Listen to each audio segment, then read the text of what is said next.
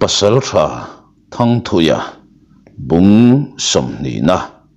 kan lo chuang kai ve ta duai mai enge an don en le ta ila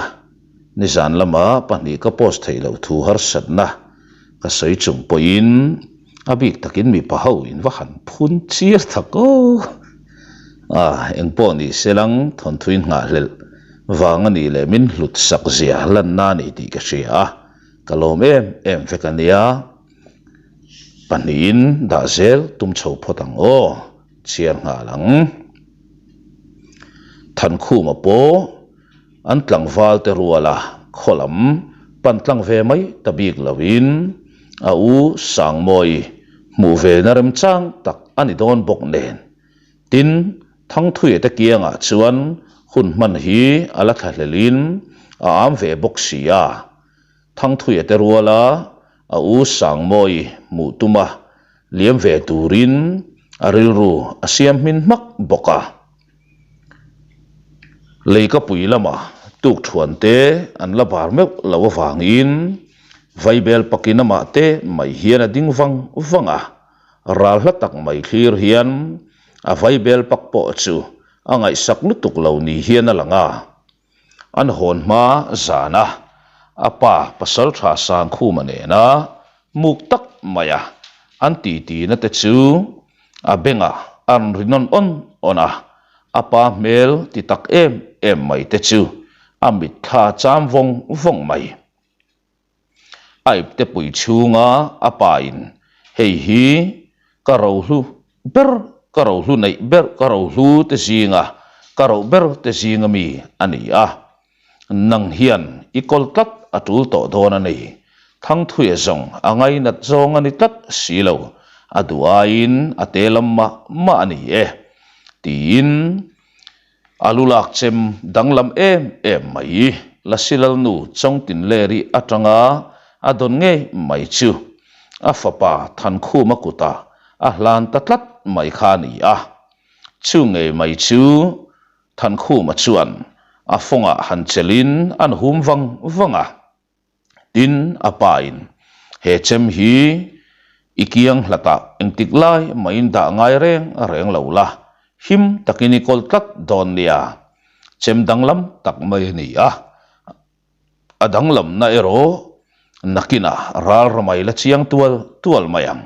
engtiklai main sit ngai suang che ipain kanei hluber te singa mi ka pek che ni singmi te singa hian hetiangang chia mai kol tu hi pakhat chau mai oma chu chong lian a hian ni tin ilo pian chhuwa dan chung chang engkim I sa vek to min dem viau po ni la kadem san hau lo che ni taya inu po mu ka chak ve hle mai pangai taka kan ti dun lai ni te po ngai achangin nun hlui achang lek tamai ka ti amai ro chu in wang kholama kalkol le zong katan thilmoi ni teu to lovin rem chang to teu silava engpo ni selang rem chang ma sabera kan wang khuwa inu in remati ni phot chuan ila ron loi lut ve nge ang chumale kan chung kwa zong min hol boy don reng lavania ipa kani hi kain chuang le ani ti siala inu kha engtiklai point ven him tat tum rengang cheo anei chun liau ini nangaya mangai le chuang tu manom lavania nakina zong inu point wai thak lam anai ve tialanga chuti huna chuan nang amamo na che hi zual tu don ti sereng ro nupui achia tha te po inei ni lo thleng ve che kanga nupui nei tura thutluk na isiam main athei ram chuan min han hria tir don nia nangma chau mangai tu nupui inei songin mivan doi berini don ti na ni chu vong rengang che tin apai na fui dapa apa fui na kara apalian puyan taya email atha ipian la chu athafu maile nga la email a inu ichun hle zok ti na ni ipa mel zong chuan tur om lo top mai hi tin lal tu pa inia nakina chuan lal na tlang te poila chang mai the hei ero reng ro rei tak chung tlang wal tum ve tla tang che pasal tha te to zialan tir nan khorang sanga fa te po hi nei kwal dem dum tur a poilo reng ania a lo ti thum dut peka apa in pasal tha lian puya rum taka mel lai te chu amit tharon omnon lot onin a han khivei saka chutia ama chau maya ding chung sia a han nui sak chu akianga loading ngoi reng to aron nai ve me kani ti than khu ma pon hriat mi lo angai tu na ramalo cheng tui em ani a chong lian a chuan khai avamak om ver ve o ahlim om hle mai kati nisan lam kan boru ka thafal de fem ni zan rei lama ti hi ni lo wa chuak ru dak ani lo mo ati ta ka zong ahlim om nge turani a vai lo rim reng kha adang lam chak mai kati ba ka tia thang thuya ron tong ve chi chu than khu ma chuan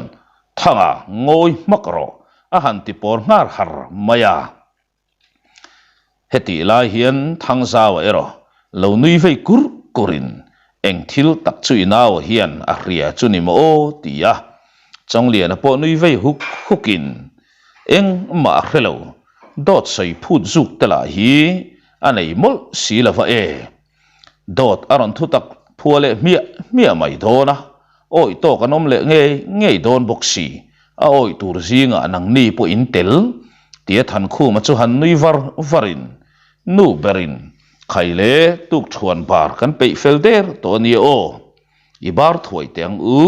lam thui tham tak mai zo tumin ni khamo tin aron kotalang langa in chungan han pen lu rualin lian puyan thian ho zinga hian fatu tura ruat kan e bik lo ti siang cheu o tin o lo chu lung maya thang zawa ari lung maya anui huk boka nui var chunga thleng pui chu han kil bialin nu berachi grat maya akianga thu te hawa han mel kuala inwa han lau khel khol take tin anui ker role ngala tui ti tak mai hian tuk thuan an bar zui tamol mola an cha chum po tam an bar lu po tam na ro an cha bar khat ringot mai po nu bervoi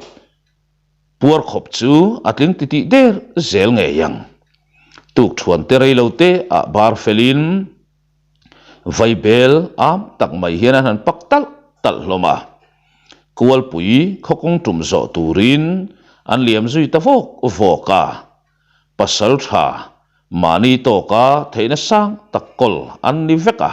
khokhat daingul rual in zui chuak zet zong munom thaman tling tak meu silai tela chu an hum kim vek mai bok si nen munom tham hin ni sim maya an zoom lo ngoi hi ni ringot mai an kal ti kham zonga chet lo lak chu a fin thak viau lo thei bok kot chua an han pel deuh fe nuwa chuan nisan lama khan par moi kalau ti pala ro moi ti turania ro par moi te poni to mai ro se ro moi te thian ho chuan zak deuh tak chung si hian ngak angalo langam si lo hian kong sira lo thu khomin an lo ti ve lai hloma ro moi te thian ho thang thuye ten an muzet zong an ding chui hloma nui deuh suk chung si hian o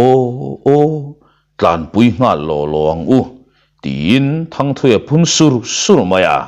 mei che ho lam tan hriat pha kala ni si lo thang zawala chuan a ve sap hlom chuana an lo ti khang lang le ngal nui za in sum tak chung hian chong lian chuan han pan nai thuain a khai kha ro pari tela ani reng chu ro moi tela ani reng chuana thing in phurdon em ni tin a han be ma sa thuaya ro moi te ho po chuan pasal tha chong le na chu han mel deuh zak zak chung hian nia hei thian hian fa thing ro thatak mai om na ka sia atia kan an zui ve ngut chu nia a pen na lai tur ber hrele si lavani himo tin zang khai tak mai hian an lo chang var maya thang zao pek chuan chuan lam ten siam khang lang le nga la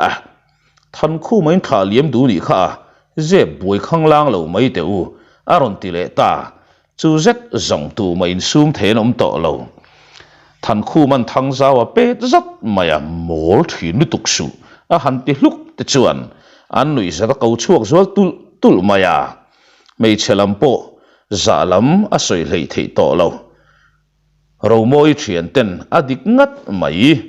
pasal tha ten an kan wang khuan an chua san don meu chuan a pot tu na bokan yang chu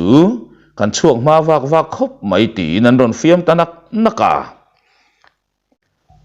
an han din khom lai chungin thang zao bok chuan tiru ikal san te ang u nang ni ho po khan ron kal san ulang ti khan nu ron dol ro se hun tha chete nei an du ni kha hetianga a osin na zong kan mu kan din muan zel te chuan eng ti khotika ma kual pui kan thleng top nang mo mei chia ve hian ho ro pui si a han ti buya thang thuya la chen a dik ngat mai mei chia hi zong tia phun hluk chungin thang zawa zui nul maya chong lian an zui ve ngal vatin ro moi thian te pon a lo tak mai hian chong lian a chun u ma pasal tha nangin kan pen tum na lai chumin ko mu thei nge yang tin zang khai tak mai hian an be zui ta bora pasal tha chong lian a zet zong an khokul pui ma ni selang an ngai na ron vekani a nel tak mai nan be bor ngam vek ka talom than khu male ro moi po zak deuh tak chung sia ron nu fual deuh lekin an thian ten a an mu phak lo tok vela an ron in zui veral rala ro moin than khu ma chu han mel zak chung hian ukhum zak thei lo min tiem tin a sen ton mai than khu mala chuan i zak zum lu tuk zo ka nga he tiang ngai mu fal hun hi kan nei lawang ti ka hlau hle zo ka sin atul huna chuan lo zak lo zau ro a han ti vei thupa ani zongwal phan changlam to ania atal boi lu tuk ve tat lo thui le rei ero han om fal le han muang chan bik em na hun om hek lo le in ron kir le tika zong min ron tlo le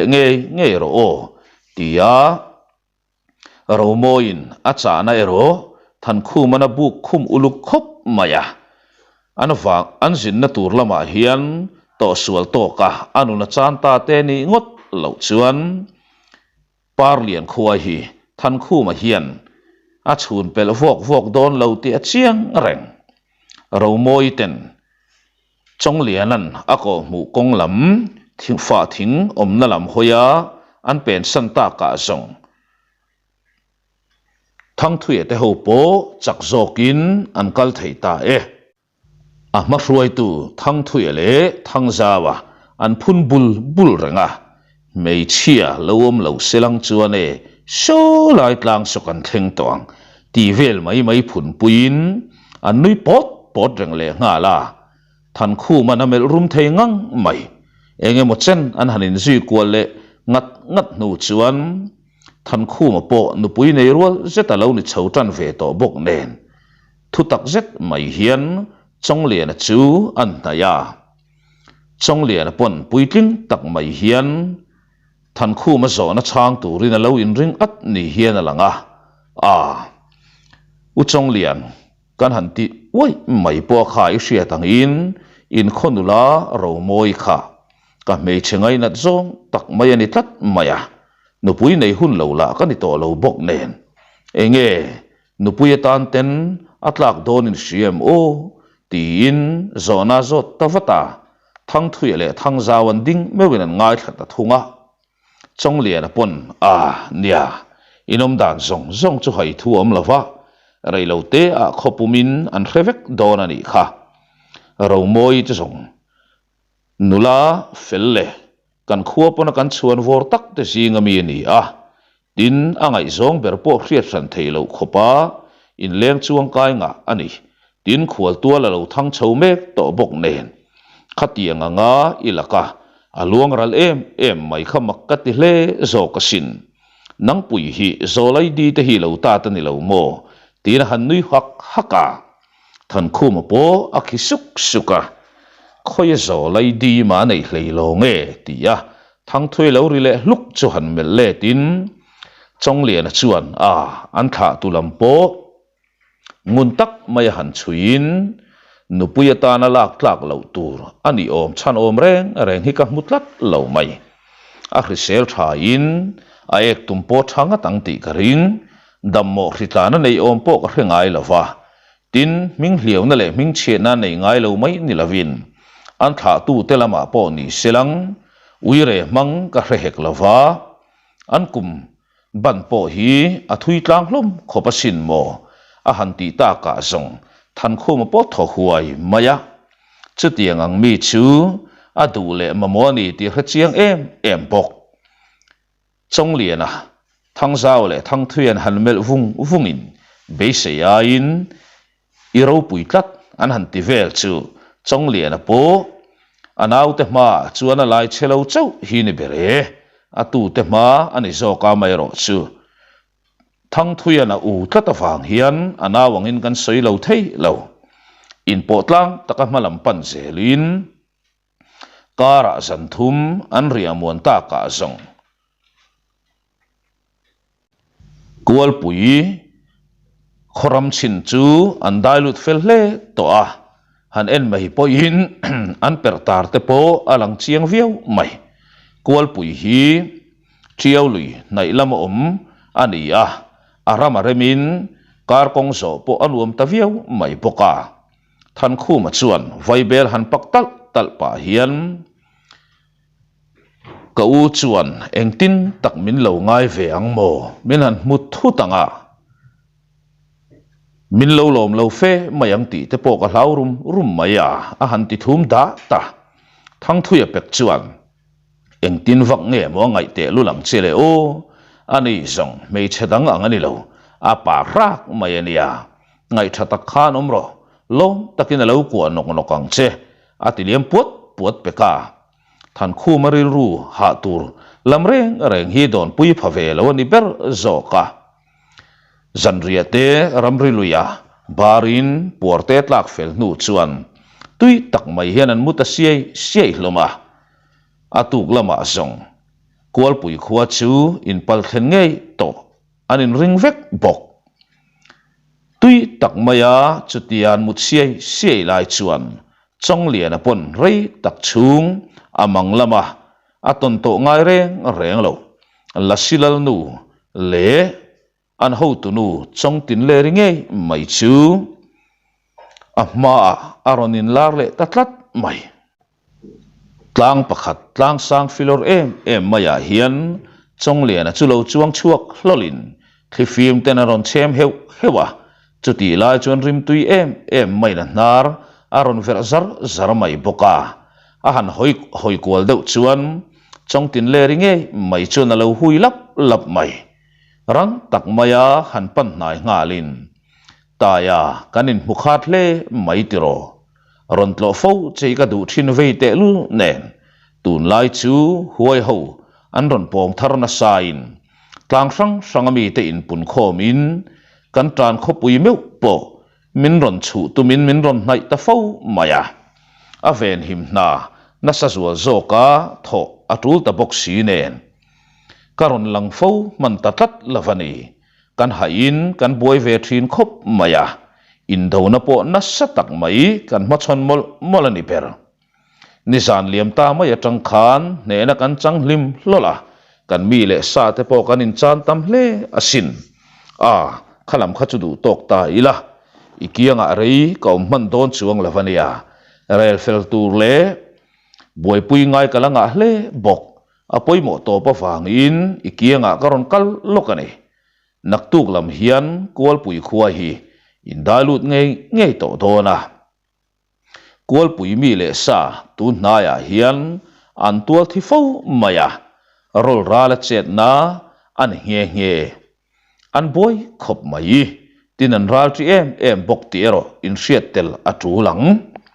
nang ni ho po in va phim kurve hle zonga ngai do na ni an boy na bul ber chu kual pui lal pa hian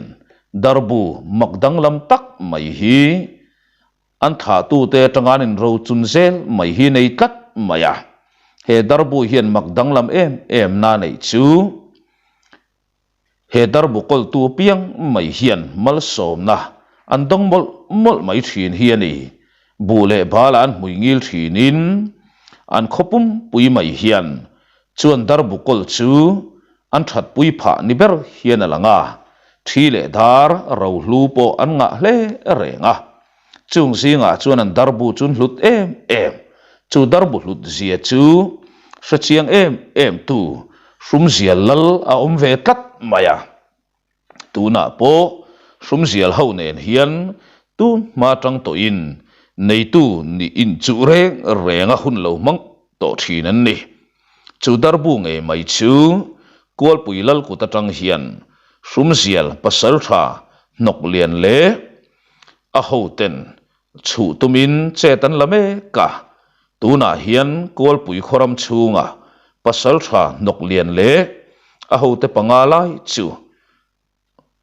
pangalai mai chuan bu khwar makin rem chang an muang angin kual pui lam mi tenun an lak sak mak maya an ral tri hle mai to nge a chu ka soitum ber pol ani lo chu khwa in pallu don ani chuan lo thei lo na wangin pasal tha nok lian te nen hian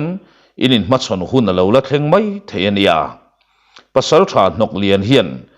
te ho hian makdang lam na tak mai an nei a huai chak tak mai te ne na in zom na thuk tak mai nein an thok ho tlat mai lai hi boi thak lai chuani an cham chilin an lu chilani ber zoka riam satien an ni ho hi ati na thei reng lawan ni tlata hemia wang hian an huang tau hle mai nge hring mi te in be na muala kanin rol ve athiang lova hei ero huai la ka veng him tur cheu chuan ke ni ero in khianga kan om nai mai thei bok engpo ni selang ngai tuam in ni lova ichem le tu na than khu man a tak mek apa pasal tha sang khu man aro chun tir tak he chem kher hian a tok na zawa abak chu in kutlong chau mai khan an nei ho chu in khoi na thei bok tuna hian an ho te bi mi som nga velin an pasal tha te panga chu pui turin kul pui marlam nok lian te in kul na lam chu an ron pan ve mek boka anin kul na la hi kho chung mi te pon paltlang fo ma selang huai ho thil ti theina in a thuam tlat ani awangin an mu thei tlat lo le ngal in do na hau tak em in ma chon thut thei ti sereng la tin hei ikianga itu le nau te ho hi ikutan telani ti sereng ro kumlama u berinia nangma ber kha thuak fima oi renga ngai hei thang thui le thang zau phei chu tharum ngai na mi an ni ti hriat reng kha mo taka chen buan lo tur tin a han hril fak maya chong lian a pon abu khum ngat maya avong nge yang ti po hi a chiang ngoi mai chuta chong tin le ri chuan khoi atangin nge aron lak chho ti po hriat lo hian chong lian a ka chuan burte takte mai hi ron lek chuakin farthuma han fartir zawa chutiangin tui takamu thang thui te ho ka chuan farten dena nui var chung hian aral riaya chong lian har hlol karim chetilut tuk le rim na em maya wanga har hlol ni hianin seber zoka rang taka an buk zar pon lama tlan chuakin an tuisik an bel lui chupanin tuisik chuwa dot khol maya thang thui te ho poron har zui lolin eng thil te hrep nge kalem tak tin an uak zui thot hloma kar lawa kol aron eng tamai bok nen an karim chezualero rei a o lo hlau thung tuk thuan te han bol mopin kul puilam puar peng pongin an pan zui ta vaka eng tin nge ni yang o tin chong lian ai ngai tu na sa hle maya chun wang lai tak vel chu ni to anga thing buk hlim belin an chafun te chu an han fak zui noka chon fak fela vai bel an pak muan tal lai chuan chong lian chuan eng kim hri tlang vek lo thazo ka hri ta wangin amu mang chung chang thu chu mang tak le thil tak khen thei nia ka ngai ti in thukhu deuh tak khian han soi chuak dapa hrethiam lo ber tura ngai thangza wala chuan nang ni ho la hiya mu mang mak deuh hi in manga a theng dik zel mai le nga la si hi in tong thin bi ka ningat mai in mu mang lama hian ka ne na an ron in lar ve vat lo zong in ka mu huna ka pong sual khopang ati ta bulbul maya chuta ma vek chuan chu kan rum zial ho nen chuan kan in nok le hlak don ti na ni mo nuam le don mai ve o lam thui tham tak mai han kala mi pahni khatal nun na han lak sak lo hi chu a kala kim lo riau thi na sin hetianga buaina nei rep hi karil ram zong takani ti sen sat nam le zui mayang o tin thang thuya an mel vung maya thang thuya la chuan a vo shop le ropina ni mai lo mi thluak an nam pur te mu nom riau wasin an lo lung boka huai lu khung ti mai ka hlau therte lo kanel bung rumanga ti nia tin an thau zui thura phur mel em mai hian kual pui khokong tum zoin an pen zui ngal poka than khu ma le chong le na tan po zui mai lo chu ti thei aum le chuang to lo chomatra an liam to a chanu thang her an tan mek to ang tia chuan ma hroi vak tu thang thuya chu thok le khata ding thutin an chung lam kham ko chu a han mel zui vata asilai an lekko ngal zat mai boka thok le khata silai pali pakhat riang mai rual hian ri ngal thot mai bok silai thang khok ri po chu aring tham khop mai chuti rual chuan chu kha ma tang chuan sathar nu pa ti hriat tak mai hi an ron vir thadu nok mai boka reilo te a tlari dopin nim zinga an tlalut ti hriat khop nui sa nga in mel kwalin sathar sa nim pikara tlalut chu anau panglam pani thang thuya le thangza wa chuan van nai vatin an ron pot chuak zui ta thuaya e khai kha an vachal thang reng ve mo o kha la an thau that mel hle mai le nga la asa po tui hle don kha farnu te ina han putlua tan zonga sit om don lo top maya tia phul hlut chunga han din hualin silai zen an so zui le mola in put chok mayang o tia thang thui te pani chuan zozet maya pu ngal nolin an lian thathel thol hlom boka an zo hlom khop mai thangza wa lian fal deuh bera thang thui ala thangza wa na tia phalo deuh ti ni maya than khu male chong lian ala ni se pafan tlang chung lama po mi papian dik tok an lo ni ve kher bok nen me lam thua ponsa puyom lo hlom hle maya chong lian ero an zinga hian a tha tu te dung thulin a mel thalor lakhi ni bera heti chung hian nupui lam hi ngai sak tlat lawa chumia wang taka tuna po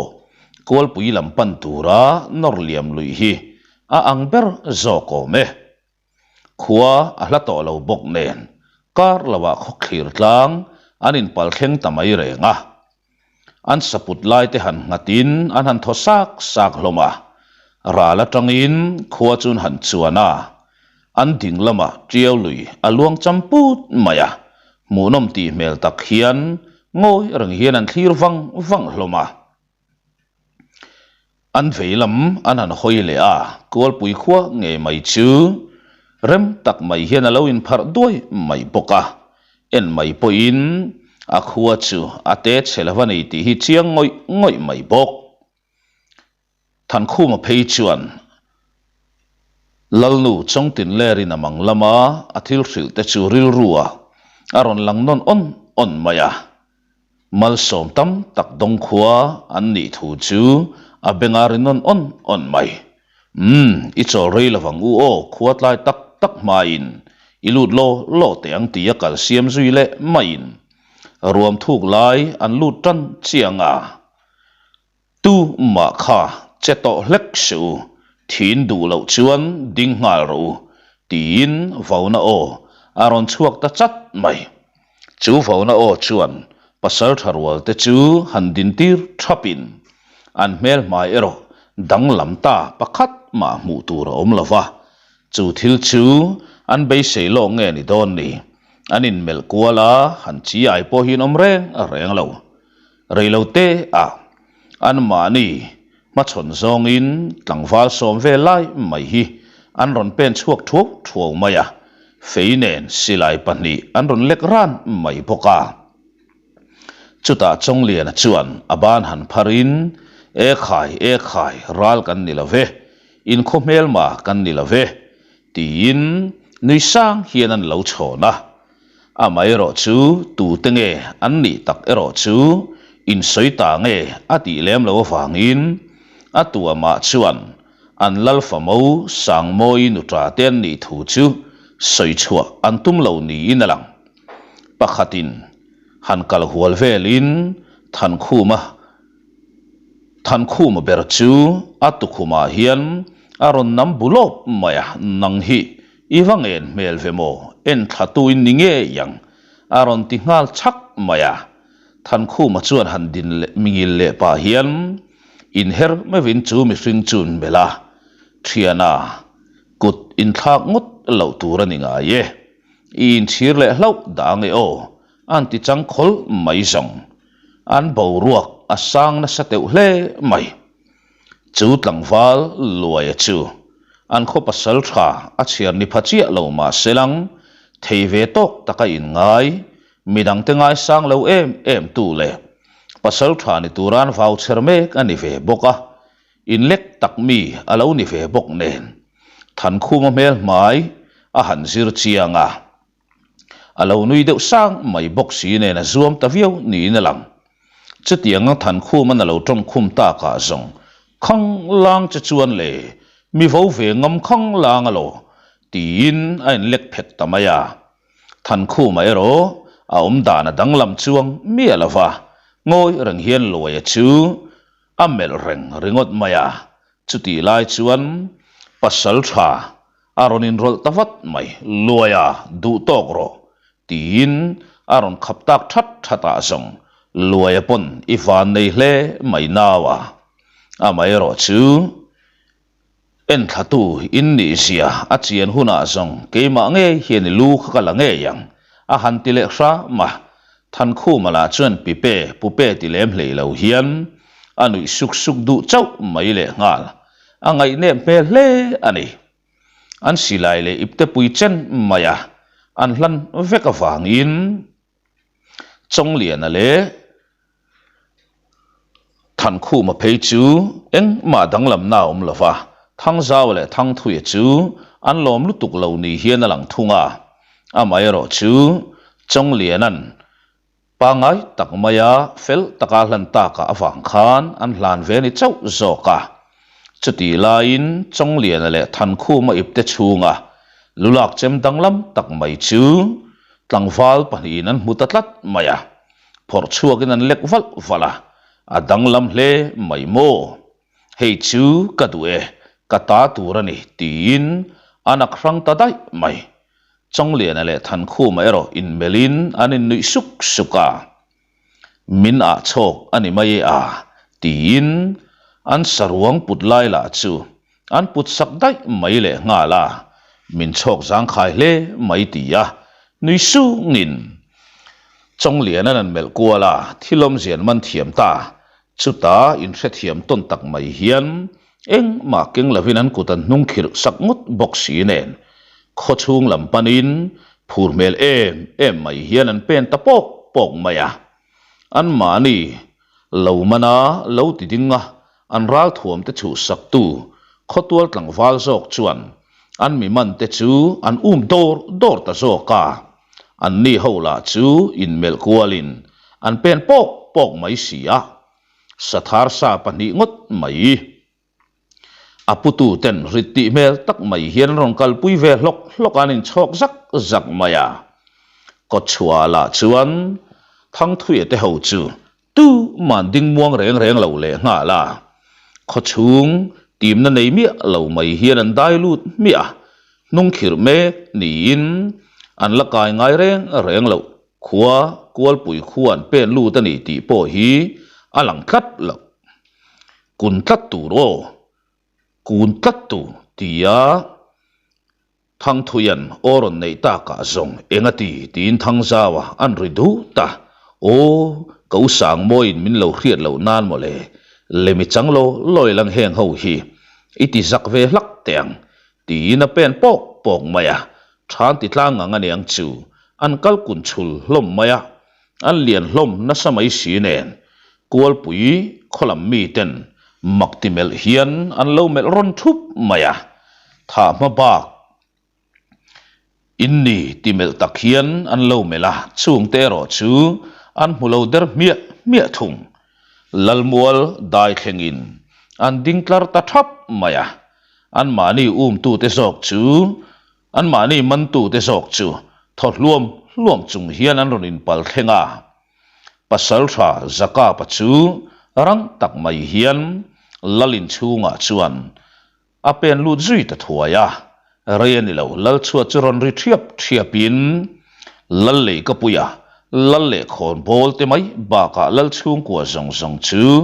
an ron dak chuak ta vek maya an mazona khwal wal palilai mai lian thazet zet mai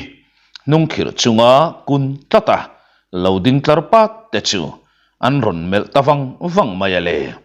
an kun tlata fangin tu tenge an ni eng ang mel mangnge an putla chu hriat thei de silo chuta lalpa chuan kha khoilam fal nge in ni en thatu in ni nge yang mo tin o hriam tak mai aron chuata atua ma chuan an chang kat lova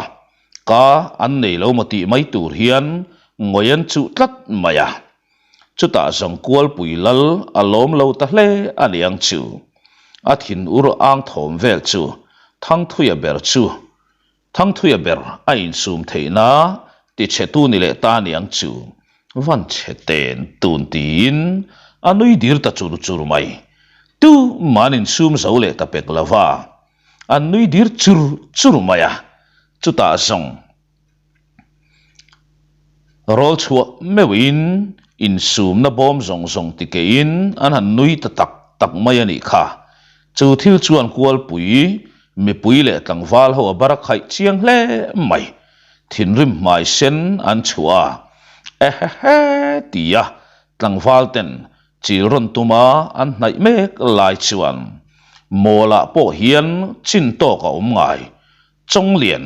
itu te khosa si ang leka nang le zel poyom ve zel chule thang thui thang zau du tok ngal ro tia an lal famo ti lang relote a lal nu ni mai tur sang moi ron rik that ta ka song kual pui lam mi te maktin an ka hau mai hloma sang moi la chuan tim na tel map lo hian lal mual lama pan poka an kut phuana kha phel ta cheu phel rang ro kanau te an ni kha an ti mai zong kul pui wal te an hoi phok na sa in an vahan phel rang na salu tuk tak em o ti khan loin phel phot selang kar thar lama an kut phuana ten phel to boka ka za len ta an ti mai the ni i du to kang o